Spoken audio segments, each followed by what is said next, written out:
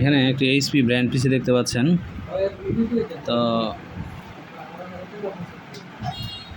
পিসিটির problem হচ্ছে, দেখেন আমি যখন পাওয়ার দিই, পাওয়ার দেওয়ার সাথে সাথে ফ্যানটা ঘুরে অফ হয়ে যায় এবং এইখানে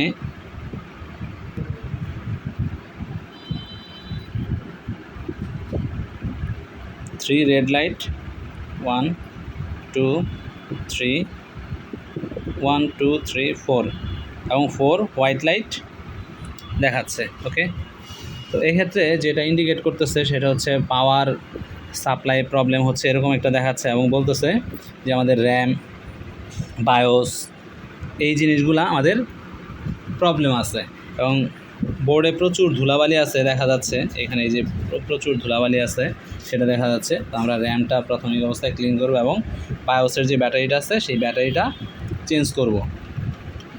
ওকে, এবং রিসেট করব। এগুলো প্রচুর ধুলাবালি দেখতে পাচ্ছেন।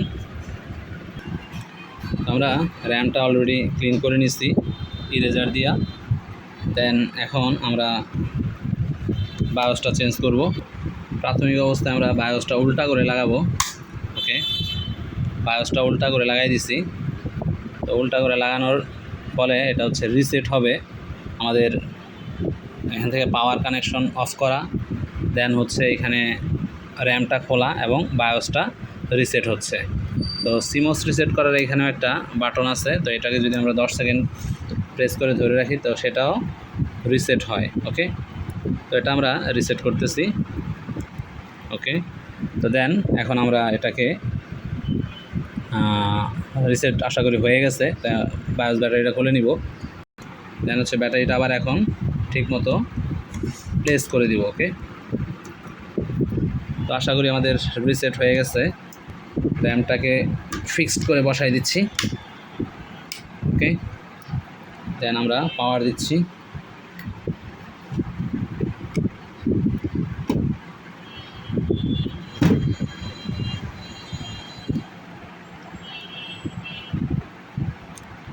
পাওয়ার দিছি বাট সেম ইস্যু।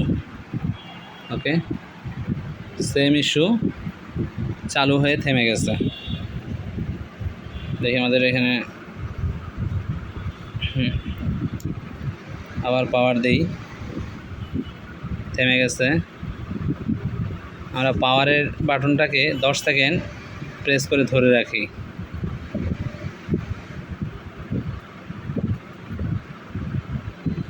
দেখি পাওয়ারটা রিসেট হয় কি না। ওকে, ছেড়ে দেই, আবার পাওয়ার দেই, না সেম ইস্যু। রেড লাইট জ্বলতেছে, নিতেছে।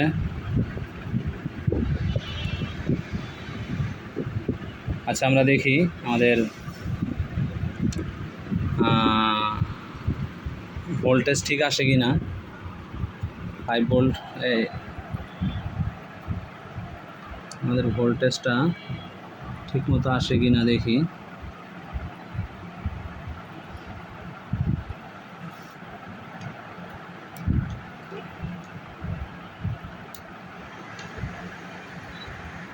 বারো ভোল্ট আসতেছে।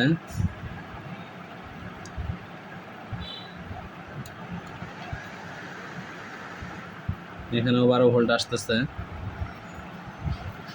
ওকে, কোনো তার মানে এদিকে তো ভোল্টেজের কোনো শর্ট নাই। ওকে, এখন আমাদের যেটা করা লাগবে সেটা হচ্ছে প্রপারলি ওয়াশ করা লাগবে মেশিনটা। মাদারবোর্ডটাকে একেবারে ক্লিন করতে হবে, প্রপারলি ক্লিন করতে হবে। ঠিক আছে,